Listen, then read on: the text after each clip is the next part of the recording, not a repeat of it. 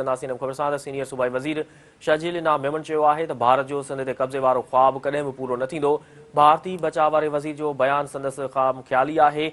कराची में press conference कंदे शर्जील इनाम मेमन चयो त पाक फ़ौज भारत खे जंग में तारीख़ी शिकस्त ॾिनी। पाकिस्तान भारतीय पायलट अभिनंदन खे चाहे प्यारे संदसि ॾे वापसि मोकिलियो। संदसि चवणो त पाकिस्तान तरफ़ को बि दुश्मन मेरी अख सां ॾिसी नथो सघे। भारत जंगी जुनून में मुब्तला आहे। शर्जील इनाम मेमन चयो त जमहूरियत लाइ पीपी खां वधीक कुर्बानियूं न ॾिनियूं आहिनि। पीपी कॾहिं बि कंहिं ख़िलाफ़ साज़िश में मुलविस न रही आहे। बिलावल भुट्टो ज़रदारी अवामी वोटनि सां इक़्तिदार में ईंदो। हीअ अहम ख़बर आहे जेका अव्हां सां शेयर करे रहिया आहियूं त सीनियर सूबाई वज़ीर शर्जील इनाम मेमन चयो आहे त भारत जो सिंध ते कब्ज़े वारो ख़्वाबु कॾहिं बि पूरो न थींदो। भारतीय बचाव वारे वज़ीर जो बयानु संदसि ख़ाम ख़्याली आहे। कराची में प्रेस कॉन्फ्रेंस कंदे शर्जील इनाम मेमन चयो त पाक फ़ौज भारत खे जंग में तारीख़ी शिकस्त ॾिनी। पाकिस्तान भारतीय पायलट अभिनंदन खे चाहे प्यारे संदसि ॾे वापसि मोकिलियो। संदसि चवणो त पाकिस्तान तरफ़ को बि दुश्मन मेरी अख सां ॾिसी नथो सघे। भारत जंगी जुनून में मुब्तला आहे। शर्जील इनाम मेमन चयो त जमहूरियत लाइ पीपी खां वधीक कुर्बानी न ॾिनियूं आहिनि। पीपी कॾहिं बि कंहिं ख़िलाफ़ साज़िश में मुलविस न रही आहे। बिलावल भुट्टो ज़रदारी अवामी वोटनि सां इक़्तिदार में ईंदो।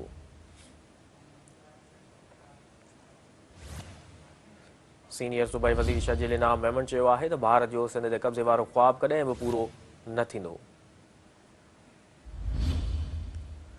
भारतीय बचाव वारे वज़ीर जो बयानु संदसि ख़ाम ख़्याली आहे।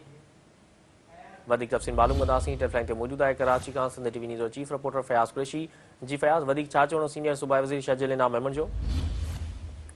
बिल्कुल अब्दुल करीम पाकिस्तान पीपल्स पार्टी मरकज़ी अगवान ऐं सीनियर सूबाई वज़ीर इत्तलात ट्रांसपोर्ट शर्जील इनाम मेमन इंफॉर्मेशन डिपार्टमेंट जेकी मीडिया सेल आहे प्रेस कॉन्फ्रेंस कई आहे। संदसि चवणु त कल्ह सुभाणे पाकिस्तान पीपल्स पार्टी जो जेको 58 जेको योम तासीस आहे ऐं जेको पूरे मुल्क जे 100 खां वधीक जेको इलाइक़नि में मल्हाए रहिया आहियूं ऐं उते सुभाणे पाकिस्तान पीपल्स पार्टी चेयरमैन न सिर्फ़ु कॉलोनी में जेको जलसो आहे उनखे ख़िताब कंदो बल्कि इहो ख़िताब सिधो अथऊं समूरनि जेके पीपल्स पार्टी योम तासीस जी जेके तक़रीबूं आहिनि उन में ॾेखारे ॾींदो। ऐं शेख ज़ुल्फ़िकार अली भुट्टो जी जेका ख़िदमतुनि जे हवाले सां हुन ज़िक्र कयो।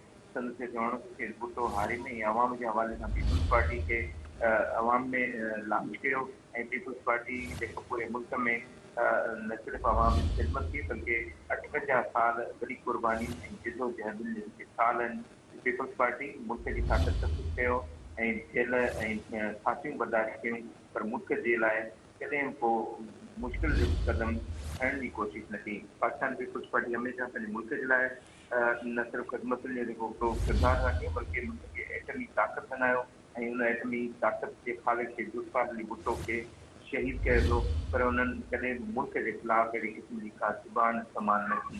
संदसि चवनि त काइदे अवाम पंहिंजी जान जी परवाह न कंदे न सिर्फ़ु मुल्क खे जिते एटमी ताक़त ॾिनी जेके मौसमा बेनज़ीर भुट्टो बि पंहिंजी जिदोजहद जे ज़रिए मुल्क जे जेके अवाम जी वाक संभाली ऐं मुल्क खे मीज़ानी टेक्नोलॉजी ॾिनी ऐं अहिड़ी तरह सां अवाम जे हवाले सां उन्हनि केतिरा ई बेशुमार कारनामा ॾेई पाकिस्तान जी दुनिया में इज़त ॾिनी ऐं आलमी सतह ते जेको जहिड़ी तरह सां गॾियल जेका करंसी आहे त उन्हनि इस्लामी दुनिया जी गॾियल करंसी क़ाइमु करण जी कोशिशि जे हवाले सां किरदारु अदा कयो।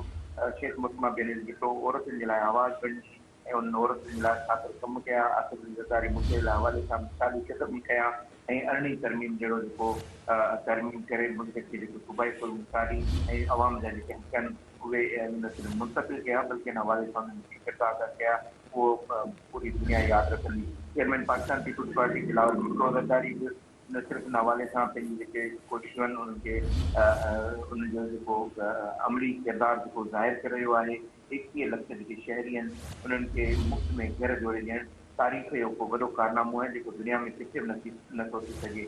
बतौर परदेही वज़ीर उन पाकिस्तान जे केस दुनिया जो दिलेरी सां रखियो ऐं जेका बिलावल भुट्टो जी सिर जी क़ीमत बची वई पर उन भारत वञी भारत जी जे वज़ीर अज़म खे ललकारियो ऐं कश्मीर जो जेको केस आहे उहो बि रखियो ऐं अहिड़ी तरह सां ॿोॾ मुतासिरनि जे हवाले सां हुन जेको कमु आहे ऐं ख़ासि तौर ते थर में बिजली जी जेका पैदावार आहे इहो मुल्क जे जेको तवानाई जे बहिरान में ख़ात्मे में पीपल्स पार्टी जो वॾो किरदारु आहे ऐं थर जो कोयलो पूरे मुल्क जे जेके अवाम खे सहूलियतुनि जी फराहमी जो न सिर्फ़ु ज़रियो बणिजी रहियो बल्कि रोशनी जो सबबु बणिजी रहियो आहे। त जेको नारो थर बदिलीलो पाकिस्तान और पीपुल्स पार्टी क़यादत आसिफ ज़रदारी लगायो ऐं थर मुल्क खे रोशनी पहुचाए रहियो आहे। संसदीय चवण त गैर मुल्की हारियुनि खे सपोर्ट ॾियण जे हवाले सां वफ़ाक़ी हुकूमत जेके क़दम खणे थी उन जे बदिरां अगरि जेकॾहिं जेके ज़री जेको पैदावार कंदड़ हारी आहिनि उन्हनि जी मदद कई वञे त न सिर्फ़ु मुल्क खे बहिरान मां कढण वारा हारी मुल्क खे अॻिते वधाए सघनि था, बल्कि चेयरमैन पीपुल्स पार्टी बि हारी जो आवाज़ बणिजी न सिर्फ़ु पंहिंजी जेका आवाम जो आवाज़ उथारियो बल्कि जम्मू ते जहिड़ा पंहिंजे जानी जा नज़राना जेके आहिनि उहे पीपुल्स पार्टी ॾेई मुल्क जी आबियारी कई आहे। तंहिं हवाले सां संदसि चवण हुयो त पीपुल्स पार्टी हर तरह जी जेका मुल्क जे दिफ़ा जे हवाले सां किरदारु अदा कंदी ऐं पाकिस्तान पीपुल्स पार्टी आहे जेका मुल्क खे अॻिते वठी वञी सघे थी। न कराची जे हवाले सां मुख़्तलिफ़ सवालनि जो जवाबु न संदसि चवण हुयो त माज़ी में बदकिस्मती सां कराची अॼु अगरि जेकॾहिं दुबई खां अॻिते हुजे हा पर हिते कराची में अहिड़ी सियासत जो जार विछायो वियो जंहिंमें दहशतगर्दी गोलियुनि जो राज क़ाइमु कयो वियो ऐं अहिड़ा नुमाइंदा आंदा विया जिन जेको चाइना कटिंग कई।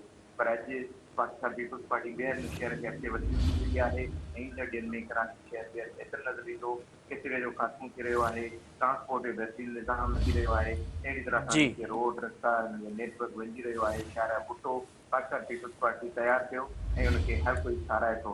त संदसि चवणु हुयो त पीपुल्स पार्टी अवाम जी ख़्वाहिश ते कमु करे थी ऐं जमहूरियत जे हवाले सां पंहिंजो किरदारु अदा करे थी। उस्मान बुखारी बाबति सवाल जे जवाब में संदसि चवणु हुयो जहिड़ी रीति इक़्तिदार में आया पीपुल्स पार्टी चेयरमैन अवाम जी सपोर्ट सां इक़्तिदार में ईंदो ऐं ईंदड़ वक़्तु वज़ीर अज़म बणिजंदो। अॻूणे वज़ीर अज़म भानी पीटीआई जे हवाले सां पुछियल सवाल जे जी जवाब में संदसि चवणु हुयो ठीकु आहे फयाज़, तफ़सील ॾियण लाइ वॾी महिरबानी।